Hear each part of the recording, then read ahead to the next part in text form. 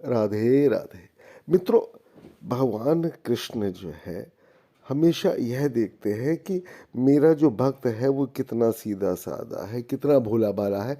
उसी अनुसार प्रभु की कृपा प्रत्यधिक होती है। देखिए, ठाकुर जी के सामने कोई हम लोग अगर थोड़ी सी भी चतुराई दिखाएंगे तो वो चतुराई धरी की धरी रह जाएगी। और ठाकुर जी तो ठाकुर जी, अगर ठाकुर जी को पाना है तो बिल्कुल भोला मन होना चाहिए, बिल्कुल एकदम भोला भाला। उनके समक्ष जब जाएं तो मस्तिष्क में कोई भी विचार कि हम उनका ऐसा फ़ायदा उठा लें, ये उठा लें, वो नहीं होना चाहिए। तभी हम उसका प्रभु की कृपा प्राप्त कर पाते हैं।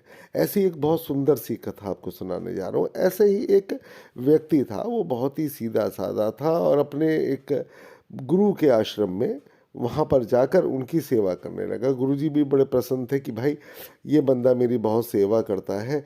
तो उसको प्रतिदिन जो है ये बोलते थे कि ठीक है, तुम ये काम कर लो, वो काम कर लो। तो वो बोला, तो वो वहाँ पे बैठे बैठे प्रभु की कथाएं सुनता था। उसने एक बार कथा में सुना कि एक बार ठाकुर जी जो है भांडीर वन में आते हैं और वहाँ पर जो है गैया चराते हैं। बस फिर क्या था, उसके मन में ये बात लग गई। उसने गुरुदेव से प्रार्थना की कि हे गुरुदेव, कुछ बोला कि मैं भी चाहता हूँ कि मैं वहाँ भांडीर वन में जाऊँ, आपकी गाय गाय वगैरह जो है सब चराने जाना चाहता हूँ। गुरुदेव बोले ठीक है भाई, तुम्हारा यही इच्छा है तो ठीक है, तुम सुबह जाके गाय चराया करो और भाई देखो इनके लिए थोड़ा सा रोटी वगैरह बांध दो, ठीक है, और वहाँ पर जाके आप गाय चराया करें। वह भला व्यक्ति जाता वहाँ पे और जाने के बाद वो भांडीर वन में जगह जगह गाय जो है अपने चराता और चराते समय यह देखता कि कहीं ना कहीं ठाकुर जी के दर्शन हो जाए, कहीं ना कहीं कन्हैया तो मिलेगा ही मिलेगा। देखिए, जहाँ चाहा है वही रहा है। तो कुछ ऐसी बात बनी कि ठाकुर जी उसकी बात पर रीझ गए कि ये गाय चराने आता है, मुझे भी खोजता है। तो बस फिर क्या था, ठाकुर जी की कृपा जिस पर हो जाए तो उसको कहना ही क्या है। अब जैसे ही वह गाय चराता चराता आया तो उन्हें देखा एक नील वर्ण और बिल्कुल बड़े बड़े कटाक्ष नेत्र, मनभावनी सूरत, पीताम्बर धारण किए और ऐसा लगे जैसे करोड़ों सूर्य उसके पास से निकल रहे हों, उनसे उनकी झलक आ रही हो और मंद मंद मंद मंद मुस्कान और इतनी तीखी उनकी नज़र, और नज़र के साथ साथ उनके बदन से निकलती हुई जो खुशबू है उससे वो मदहोश होने लगा। थोड़ी देर के लिए तो वह सब कुछ भूल गया। फिर उसे याद आया तो उसने उनको देखा तो वो बोले बोले कि अरे आप कौन हैं? तो बोले अरे मैं तुम्हारा सखा हूँ।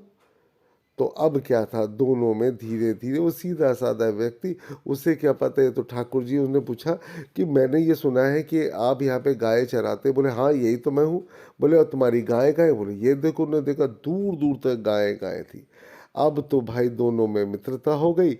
अब ठाकुर जी रोज उसको प्रतिदिन मिलने लगे और जो रोटी लेके जाता था उसमें से थोड़ा सा भोजन पहले ठाकुर जी को पधरा था, उसके बाद में खुद लेता था। अब धीरे धीरे धीरे धीरे ठाकुर जी भी उसके प्रति, ठाकुर जी उसकी जो निष्ठा उस व्यक्ति के अंदर थी उसे देखकर ठाकुर जी ने सोचा भोला भाला है। और ठाकुर जी तो हमेशा सदैव जो सीधे साधे भोले भाले होते हैं उनके होकर रहते हैं। बस फिर क्या था, एक दिन जो है ठाकुर जी बोले भाई देखो तुम्हारा ये खाना बड़ा कम पड़ता है। तो उसने गुरुजी से कहा गुरुजी ऐसा है, मुझे थोड़ा सा खाना ज़्यादा दे दिया करिए, क्योंकि जो मेरे सखा हैं वो भी कहते हैं भाई खाना कम पड़ता है। बोले तुम्हारे सखा कौन है और वहाँ जंगल है, वहाँ पे तुम्हें कौन मिल गया? तब उन्होंने बताया तो गुरुजी को लगा कि शायद ये मजाक कर रहा है। फिर लेकिन गुरुजी ने सोचा ये तो बड़ा सीधा साधा ही ऐसा कर ही नहीं सकता। तो गुरु ने कहा अच्छा तुम एक काम करना, तुम ले जाओ और अगले दिन उसको मेरे पास लेके आना। अब गुरु की आज्ञा, पहली बार तो गुरु जी ने कुछ कहा, बस सीधा वो दौड़ा दौड़ा वहाँ पर गया। वहाँ पर जाने के बाद में जब मिला, थोड़ी देर उन्होंने गाय चराई तो उन्होंने ठाकुर जी से बोला ठाकुर जी मेरे गुरु ने आपको बुलाया है। तो ठाकुर जी बोले भाई देखो मैं बिना बुलाए कहीं जाता नहीं, और दूसरा सखा तुम मेरे हो, तुम्हारे गुरु कोई ना है। तो बस अब वो भी अकड़ गया, कहने लगे आपने मेरे गुरु के लिए कहा, मैं आपसे मिला, अगर मेरे गुरु नहीं होते तो मैं आपसे कैसे मिलता? तो बोले अच्छा चल वो बात की बात है, थोड़ा भोजन तो करा। तो बोले नहीं ये भी तो गुरु ने मेरे दिया है तो मैं क्यों कराऊँ आपको? और ये कह के जाने लगा। अब ठाकुर जी उसकी बहल मानसता पे, भोलेपन पे रूठ गए। बोले चल भाई चल, आज मैं तेरे गुरु से मिल ही लेता हूँ।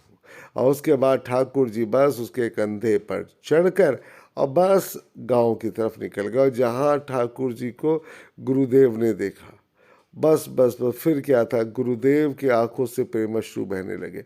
और उन्होंने ठाकुर जी को प्रणाम करने के बाद में अपना जो वो चीले था उसके भी पैर पकड़ लिए। तो वो बोले, अरे गुरुदेव ये क्या कर रहे हैं? बोले, मुझे ऐसा भाग्य से ऐसा शिष्य मिला है जिसके द्वारा मुझे मेरे कान्हा के दर्शन हो गए।